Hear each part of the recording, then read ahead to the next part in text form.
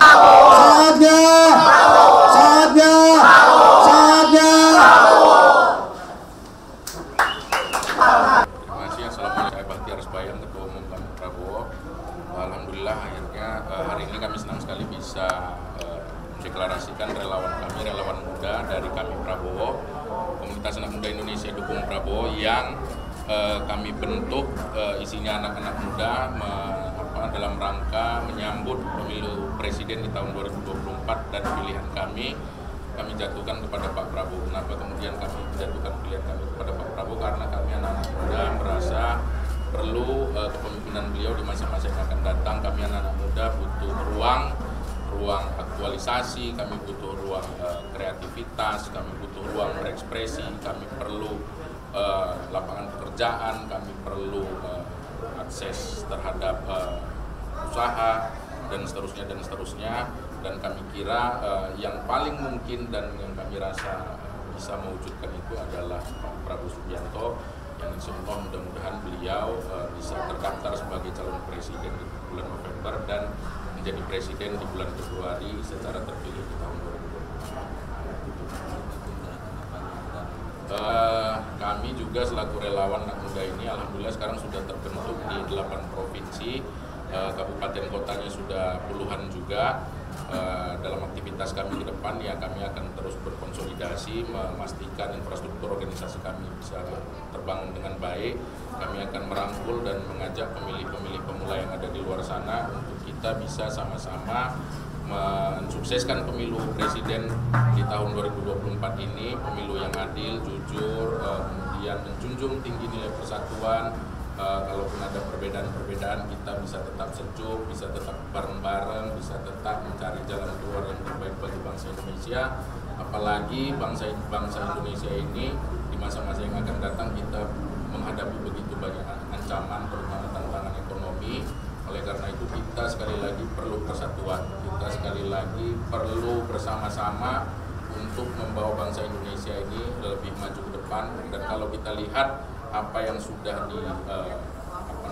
dilakukan oleh Pak Joko Widodo ini harus kita lanjutkan, karena pembangunan di era beliau ini saya kira sudah cukup baik, dan yang penting untuk dilanjutkan kita bisa lihat inflasi kita rendah, kemudian pertumbuhan ekonomi kita bisa pasca Covid ini bisa 5,1 atau 2%.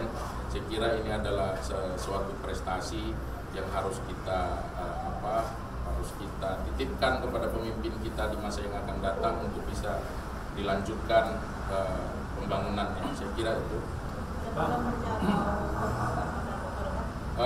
Yang pasti sekarang kita akan mengembangkan dan memperkuat infrastruktur kita. Kita juga sering bikin diskusi, kita juga diskusi anak muda. Kemarin kita bikin yang terakhir itu soal diskusi tentang perempuan berdaya, Indonesia berjaya.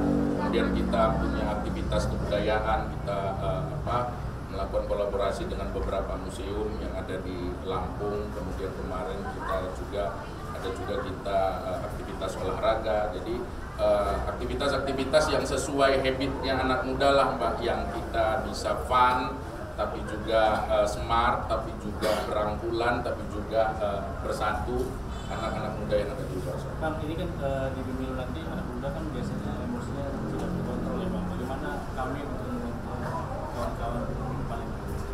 Justru menurut saya anak muda itu sangat independen ya. Jadi anak muda ini adalah anak-anak yang merdeka. Kalau dibilang emosinya tidak terkontrol, kami kira kami adalah kelompok yang saat ini paling jernih, yang kita kira kita nggak bisa diintervensi oleh siapapun dalam menentukan sikap. Jadi sikap kami ini adalah keberpihakan kami terhadap contoh-contoh figur yang kami rasa itu memang bisa kita jadikan panutan, yang bisa kita jadikan pilihan, dan orangnya Prabowo. Ya. Ada lagi itu Pak. Ini kan tadi kan kita bicara soal sosmed. Sekarang gimana arahan untuk anak-anak muda ini kalau misalkan berhadapan dengan serangan hoax ke Pak Prabowo? Yang kedua, gimana tanggapannya soal isu HAM yang suka muncul ini pas ke Pak Prabowo jelang pemilu? Baik, soal sosial media, terutama soal hoax, yang jelas kami dari relawan kami Prabowo, kami akan mengkonsolidasi kami secara organisasi supaya kader-kader kami di sana menggunakan sosial medianya secara baik, ya bukan menyebarkan berita hoax, karena itu saya kira tidak baik lah. Yang pertama itu kita akan mengajak semua kader-kader kita untuk menyampaikan berita-berita yang baik, yang sejuk, yang damai, yang mempersatukan. Kemudian yang kedua, kalau kita kemudian diserang dengan isu-isu yang hoax, saya kira anak-anak muda sekarang sudah sangat cerdas, Mas, sudah nggak ada juga lagi waktu untuk mengurusi hal-hal yang namanya hoax. Saya kira itu.